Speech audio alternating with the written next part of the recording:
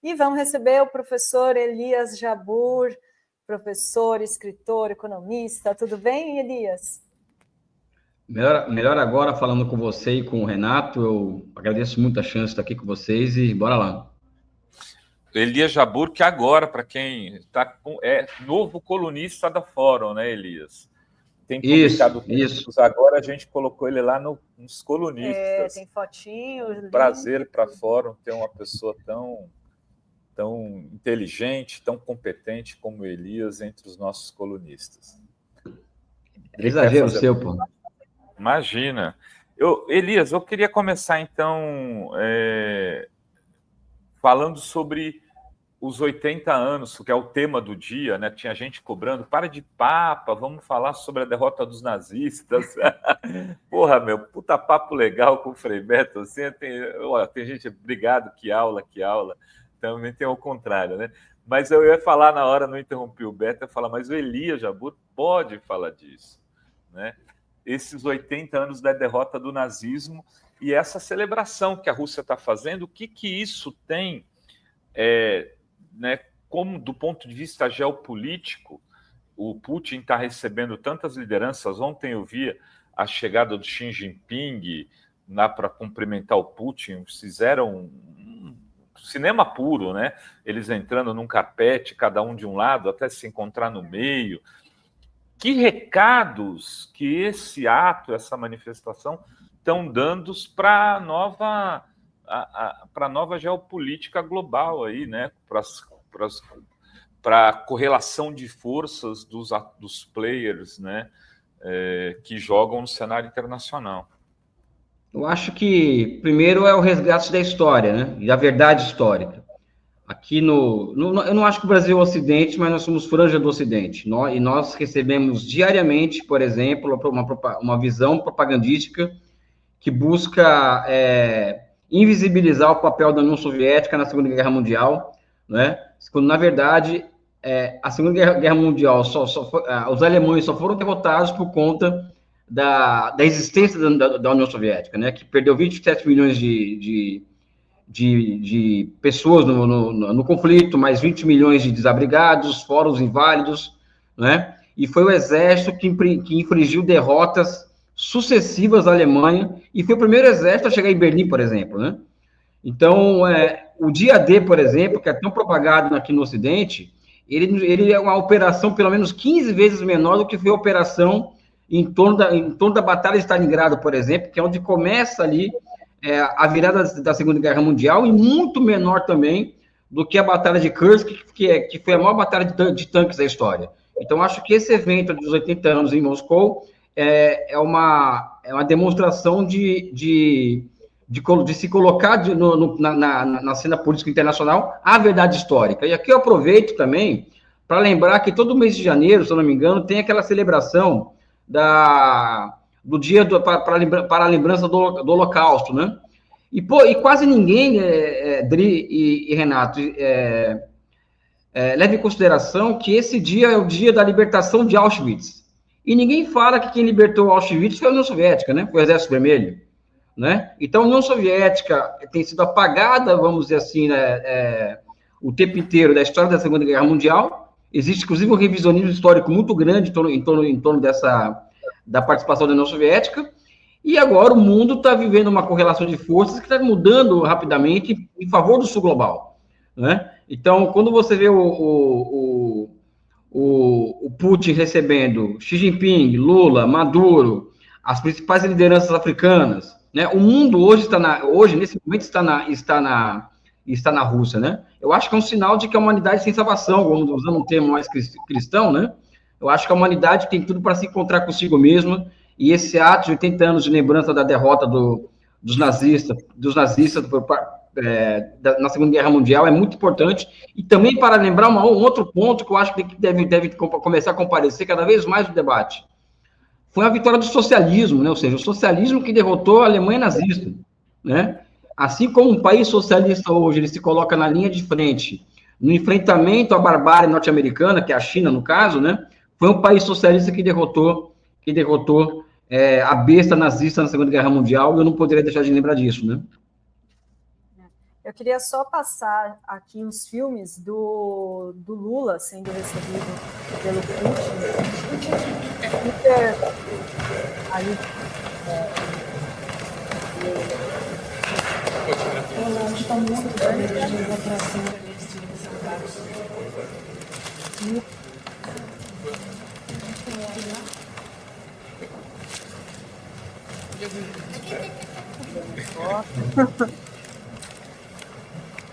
aí tem esse mais protocolar e tem outro no jantar oferecido no Kremlin, que ele senta ao lado do Putin, e o Putin estão ali, que será que eles estão conversando, né?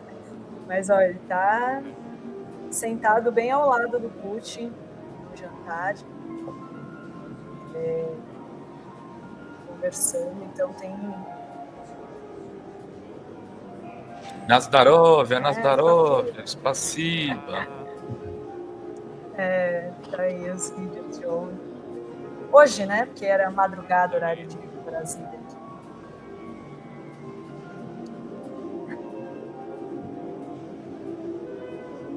Tá aí. Já deu, né? Para ver. E eu queria perguntar para o Elias, você falou dessa ascensão do Sul Global, e até que ponto esse tarifaço do Trump, essas medidas do Trump, favorecem para essa ascensão do Sul Global? A ascensão do Sul Global já é uma realidade já há algum tempo, né? Por exemplo, o PIB do Sul Global já é maior do que o produzido no Ocidente coletivo, né?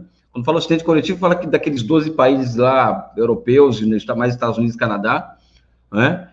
E o comércio sul-sul já é maior do que o comércio norte-sul, por exemplo. Então, a crise de 2007, 2008, a pandemia do Covid-19, a ascensão rápida da China nas cadeias globais de valor e aumento da capacidade chinesa de investimento fora do seu território, né? E o aumento do tamanho do mercado interno chinês, né?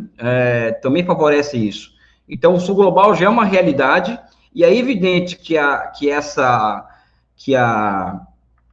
ascensão do Trump, que o tarifaço, acelera esse processo de integração do Sul Global, mas também não dá para esquecer da guerra da Ucrânia, porque o conflito da Ucrânia e a forma como os Estados Unidos enfiaram a mão, literalmente, em 600 bilhões de dólares russos, ou seja, a Rússia foi expulsa do sistema internacional. E não é algo trivial um país perder 600 bilhões de dólares de reserva, de investimentos, em contas fora do país. Então, isso lança uma desconfiança muito grande do Sul Global e do resto do mundo, aliás, da própria Europa em relação aos Estados Unidos, e isso também é parte desse conjunto da obra que envolve a ascensão do Sul Global, inclusive enquanto um grande mercado regional, que essa é a tendência que vai se conformando na medida em que os americanos tentam reeditar as chamadas áreas de influência, né? Então, o Sul Global já é uma realidade que tende a se acelerar ainda mais com a eleição de Trump, com o tarifaço, mas já é algo que já estava acontecendo há um bom tempo já. O Elias, queria que você falasse, a gente não falou desde que você voltou da China, né, mudar um pouco de assunto, queria que você falasse um pouco, eu tive lá, a Dri também teve, mas eu fiquei 12 dias, a Dri ficou 7, você ficou 2 anos praticamente, né? Você pôde conhecer e já conhecia profundamente a China antes de passar esse período lá no Banco dos BRICS. A minha sensação, né, ao encontrar a China, é que assim, eles estão 30 anos adiantados em relação ao Brasil do ponto de vista de desenvolvimento, né? Eu não queria saber se você acha que eu estou exagerando, mas em que medida, no dia a dia, você percebeu isso e que isso pode tentar se aprofundar nos próximos tempos? Tamanha é a velocidade com que a China está mobilizando suas forças produtivas. Renato, eu acho que não é um exagero, eu acho que é mais. Eu acho que a China está mais de 50 anos à frente do Brasil. Porque, por exemplo, o golpe de 2016, e antes do golpe, mesmo o neoliberalismo implantado desde a década de 90, ele foi sucateando e destruindo todas as capacidades produtivas nacionais construídas ao longo da nossa era nacional desenvolvimentista. né? Então, se nós contarmos de 16 para cá, o Brasil ele andou para trás 20, 30 anos. Ou seja, nós perdemos, por exemplo, quase que de forma completa a nossa indústria de construção, perdemos praticamente a nossa indústria mecânica pesada, o neoliberalismo destruiu a nossa indústria metalmecânica, que era a maior do mundo na década de 80, o Brasil hoje não tem capacidade produtiva instalada, nossa, para produzir construir ferrovias, construir metrôs, e outros bens públicos com capacidade produtiva brasileira, que nós tínhamos criado no final da década de 70, né? Então, acho que o neoliberalismo, e depois que foi amainado durante os governos Lula e Dilma, e depois o golpe de 2016, provocaram um retrocesso ao Brasil muito grande, né? E que passa dos 50 anos em relação à China, né? O Brasil ele havia completado todos os estágios da segunda revolução industrial. E hoje o Brasil está regredindo à era anterior à primeira revolução industrial, enquanto a China caminha para a quarta revolução industrial. Então, a diferença entre o Brasil e China é imensa em todos os aspectos da vida social, todos.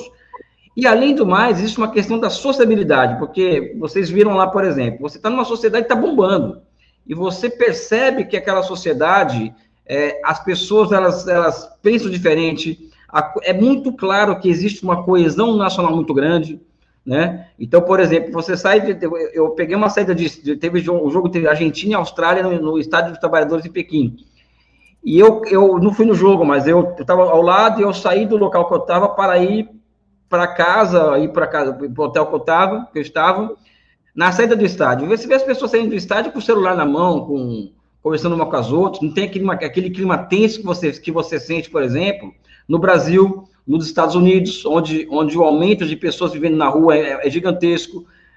Na Europa, por exemplo, eu estive em Frankfurt, uma dessas minhas paradas na minha volta ao Brasil, e Frankfurt, assim, você sai da estação de trem, você cai diante de uma Cracolândia, né? Aí eu perguntei pro rapaz do hotel lá, que me atendeu no hotel, porque eu queria dormir. Ele falou, cara, aqui tá ótimo, se você for para Munique, você vai ver como a situação tá grave, ou seja, o mundo ocidental está se despedaçando, enquanto a China está numa ascensão que dá para se sentir no dia a dia das pessoas, no dia de qualquer cidade, e não somente nessas cidades como Pequim, Xangai, Shenzhen, que aquilo ali é vitrine, mas em qualquer localidade da China, eu tive a chance de visitar novamente, como eu fiz em 2004, 2009, todas as províncias chinesas, viajando de trem, por exemplo, pelo país inteiro, durante essa minha estadia lá, que é algo que se vive no país inteiro, esse clima de prosperidade, né? Eu também senti isso. Eu fui para Beijing, fiquei 7 dias lá, e assim, tudo muito tranquilo, tudo limpo, não tem pessoas na rua, como ele falou, e não tem nada, é tudo organizado, apesar de ser uma cidade super populosa, né? E eu senti isso também. Agora, por que existe essa questão toda contra a China ainda, da mídia, né? A gente vê a mídia hoje, elas tratam a China como uma ditadura, né? Não tem esse respeito pelo que a China construiu, né, Elias? O que você acha disso?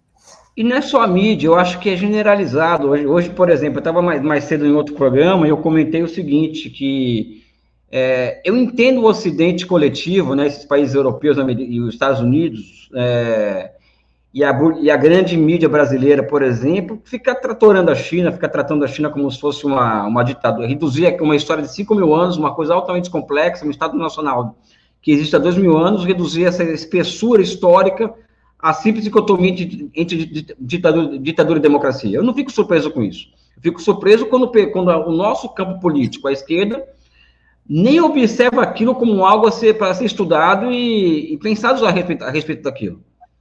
Né? A esquerda brasileira, de uma forma geral, olha, tem a mesma visão que a da China, né? A visão da China, desse nosso pessoal de esquerda progressista e tal, os chamados ativistas, né?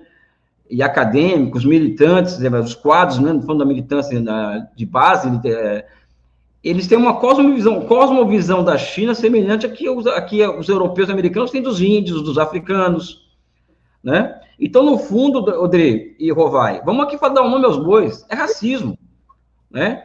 Não é somente uma questão da China ser socialista, ser um regime, não, é que as pessoas observam a China a partir de uma visão racista da China. E aí é que eu falo que a esquerda liberal, né? A esquerda que não tem a soberania nacional como o centro da sua, como razão de existência, como é na China, por exemplo. E a extrema-direita, onde elas se encontram, geralmente. Eu, você e a Adri nos encontramos na China, vamos dizer assim, né? Esse pessoal se encontra onde? Estados Unidos e Europa, né?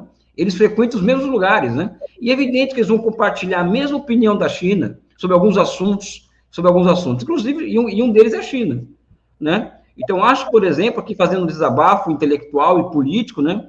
Que uma esquerda que se coloca como, que não observa a China como algo a ser estudado, e até reverenciado, porque ninguém tira 800 milhões de pessoas da linha da pobreza em 40 anos, como a China fez, né? As mulheres, por exemplo, na China tiveram conquistas nos últimos 75 anos da Revolução, que o Ocidente demorou 300 anos para se entregar essas conquistas. E a China não é observada, não é estudada, muito pelo contrário, evita-se falar da China, né? Então, acredito que o meu problema é de como a esquerda brasileira observa aquela experiência, né? E, no geral, uma forma muito ruim, reproduzindo muito a visão, essa cosmovisão racista que vem do norte global, né? Até porque a esquerda brasileira é muito europeia, cá entre nós, né? É verdade. O Elias, como é que você observa depois de ter vivido essa experiência na China, eu vi em algum momento você escreveu, não sei se no Twitter ou alguma entrevista que eu vi, você falando que você acha que você amadureceu, que você entendeu como as relações são mais complexas. Como você vê uma certa esquerda brasileira que agora entrou num antipetismo radical, né? E tentando convencer as pessoas de que é preciso abandonar qualquer possibilidade de construção de futuro com a esquerda que nós temos aqui, que disputa eleições, no caso o PT, o PSB, o PCdoB, enfim. Eu acho eles equivocados, né? Eu conheço muitos deles, eu tenho até relação muito boa com muitos deles, e eu acho que eles estão, se você for observar na história, eles estão cumprindo o mesmo papel histórico que sempre cumpriram, né? Porque na política, Rovai e Idri, você pode fazer duas escolhas. Ou você atua no curso dos acontecimentos e tenta influenciar esse curso dos acontecimentos. Isso se chama participar da grande política, né? Ou você vai ficar à margem dos grandes acontecimentos. Quando você fica à margem dos grandes acontecimentos, você não tem responsabilidade com a realidade. E ao não ter responsabilidade com a realidade, né? Você fica-se muito tranquilo para se atacar o que está aí. É evidente que o governo Lula é um governo cheio de limites, que eu sei, todos nós sabemos quais são. Mas a esquerda que se coloca como oposição ao governo Lula, ela não tem força acumulada o suficiente para se colocar como uma alternativa de governo. Então, a tendência dessa esquerda, por exemplo, é ser o quê? É ser fagocitada pela extrema-direita, né? Então, essa esquerda, ela está ocupando o lugar que a história reservou para ela, né? Desde sempre. A minha preocupação é o nosso campo político, né? O campo do PT, o campo do PCdoB, o campo do PSOL, o campo do PSB, do PDT. Essa é a minha preocupação, que é centrada em quê? E nós tentarmos superar um problema subjetivo que nós vivemos, que é a não compreensão da centralidade da questão nacional, ou seja, a questão da soberania nacional como centro da nossa razão de existência em um mundo onde existe imperialismo, em um mundo onde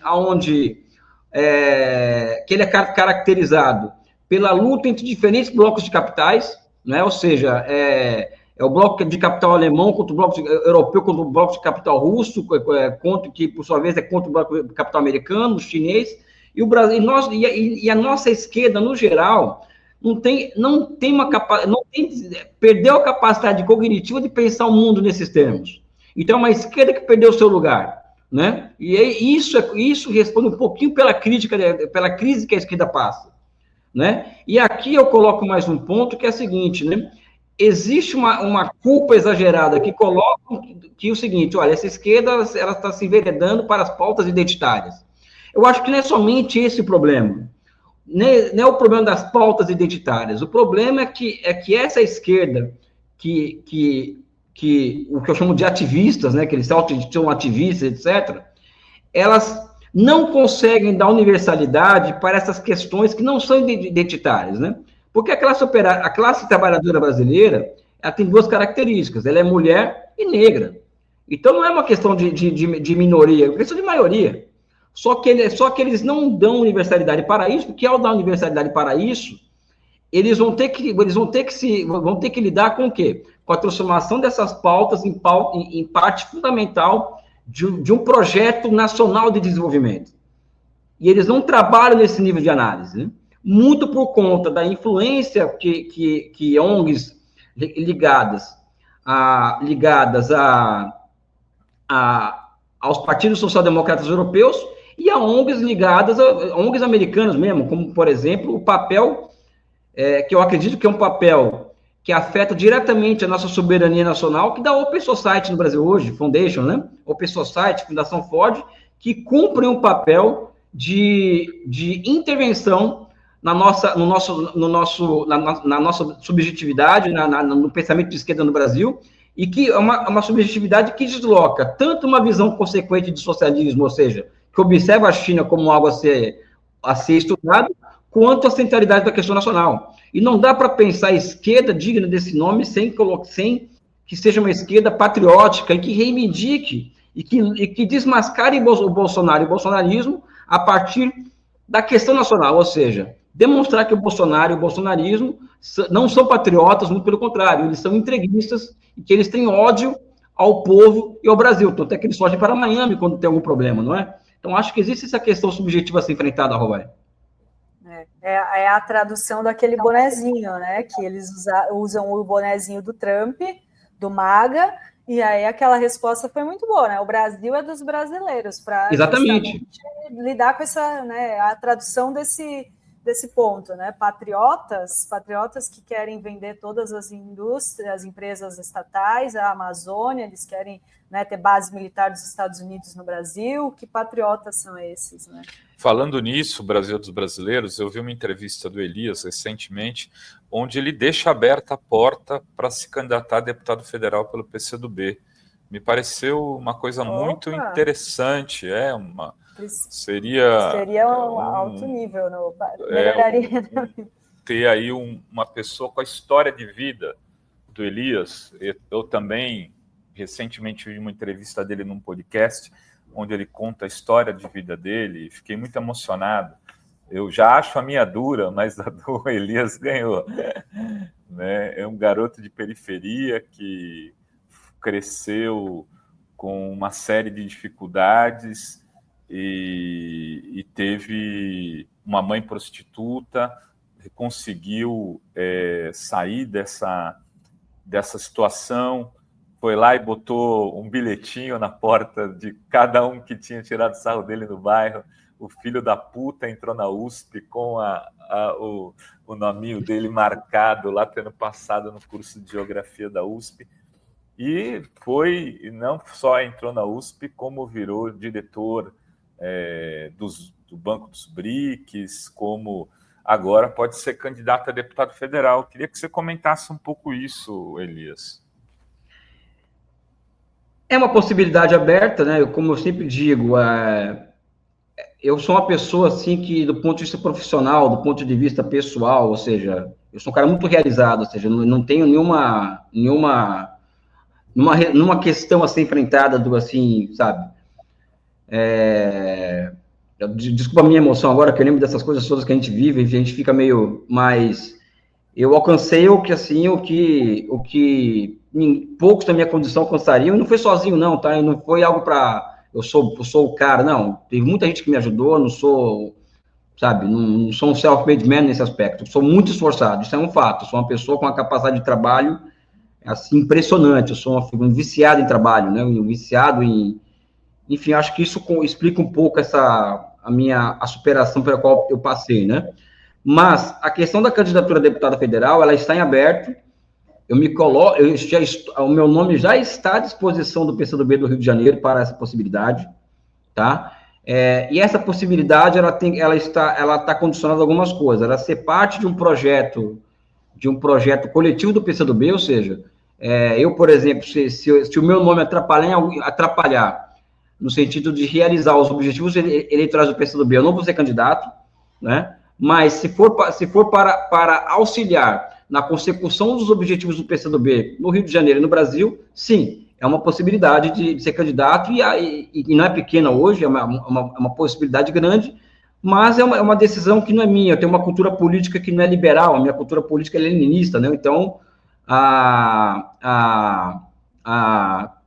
quem vai decidir isso é o PCdoB, né? E a decisão que o PCdoB tomar, eu vou acatar, mas eu me coloco como candidato a deputado federal, e isso isso não é um desejo pessoal, e sim é uma expressão de um movimento que existe hoje onde eu vou, vocês acompanham isso.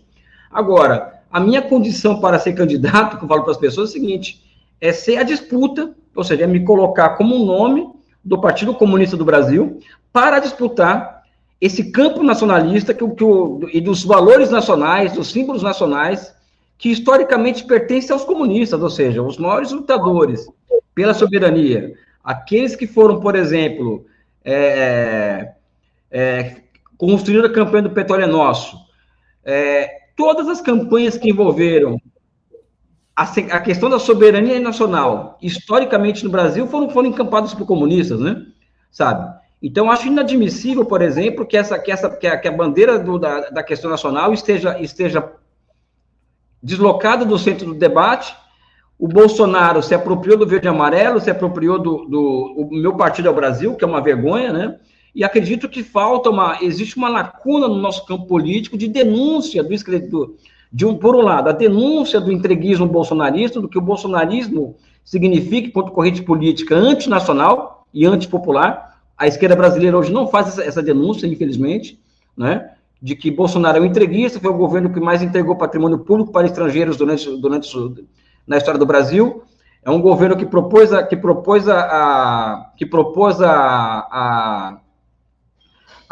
exploração conjunta da Amazônia entre Brasil e Estados Unidos com Biden, já com Biden, continuou a aprofundar a destruição da Petrobras. A Eletrobras é o caso da maior privataria da história do Brasil, sabe?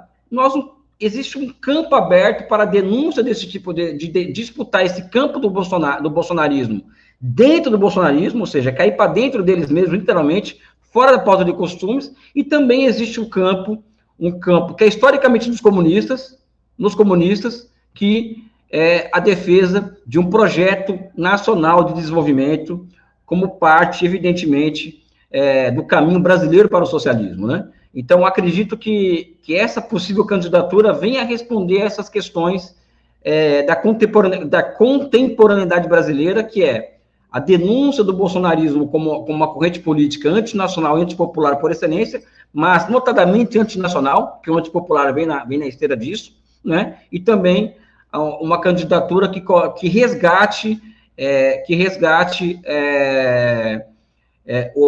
a chamada narrativa em torno de um projeto nacional de desenvolvimento como o caminho brasileiro ao socialismo, que essa é a bandeira histórica dos comunistas, ou seja, essa é a nossa história, não é algo novo para nós. Eu acho que a possível candidatura cabe nesse esteio de luta política aberta por isso daí que eu estou colocando, né? E é no Rio de Janeiro, pessoal. Estão perguntando, é no Rio de Janeiro. Exato. É no Rio, onde hoje você ocupa um cargo, né, na gestão do Eduardo Paes, de presidente do Instituto Pereira Passos, é isso? IPP? Isso. É um instituto de urbanismo aqui é um instituto de excelência no Brasil hoje, que aqui tem um corpo técnico de altíssimo nível, aqui é onde se gera e produz dados para as políticas públicas no Rio de Janeiro. O prefeito Eduardo Paes, é assim que ele descobre que eu estava voltando ao Brasil em dezembro, ele faz o convite e eu entrego ao PCdoB essa possibilidade, o PCdoB aceitou essa possibilidade, né? E a ideia nossa aqui hoje no IPP é a transformação disso aqui no think tank que incorpore não somente urbanismo, mas urbanismo e desenvolvimento, porque o próprio Eduardo, né, e eu em particular achamos que urbanismo e desenvolvimento em países da periferia, em países do sul global, é uma totalidade, ainda mais num país como o Brasil, e o Rio de Janeiro em particular, é um país que se industrializou muito rápido, ao mesmo tempo que se desindustrializou muito rápido. O que significa que existe um grande problema urbano colocado para nós no Brasil, né? E que institutos como o IPP devem se transformar em grandes think tanks capazes de pensar o futuro das cidades do Brasil, né? Acho que esse que é o papel nosso, que entregar um IPP de novinho em folha nos próximos 3 anos, né? Muito bem. Dri, acho que é isso. Já, né? Já tem um monte de voto aqui. Você ganhou voto hoje aqui, viu? Tem várias pessoas aqui. Seria que vai ter. O PCdoB tem duas deputadas aí no Rio, né? A deputada Rejane, que é a enfermeira Rejane, né? E a Jandira Fegali, é isso? Enfim, eu falo aqui que a minha candidata, a minha pessoal é a Jandira Fegali, né? Mas está aberta a possibilidade para que eu possa também concorrer e tal, mas em princípio a minha candidata é Jandira, mas existe esse movimento que todos estão percebendo, e não é novo, né? Mas a questão é o seguinte, uma candidatura que não atrapalhe o projeto político eleitoral do PCdoB. Eu acho que essa que é a questão. Eu tenho uma consciência política muito clara, ou seja, a minha cultura política é da minoria se submeter à maioria, de que a chance de eu estar certo sozinho é muito pequena, então, se a maioria achar que vale a pena, então, porque essa maioria está correta, ou seja, então, eu sou um cara muito cuidadoso com essa questão da manutenção da linha partidária, da manutenção do centralismo democrático, da obediência ao que a maioria decidir, né? O que não impede que eu me coloque à disposição do coletivo para esse desafio que é me tornar deputado federal para o Rio de Janeiro, né? Olha Muito só, bem. deixa eu ler aqui o superchat da Beth Dias, que diz: sou super fã do Elias, amo ouvi-lo. E a Fátima diz que um exemplo de deputada que transcende pautas identitárias é a Erika Hilton, né? Que pegou aí para si a pauta do fim da jornada 6x1, né? Junto com o Rick, que é aí vereador aí do Rio, né? Ela tem atuado também nessas outras pautas.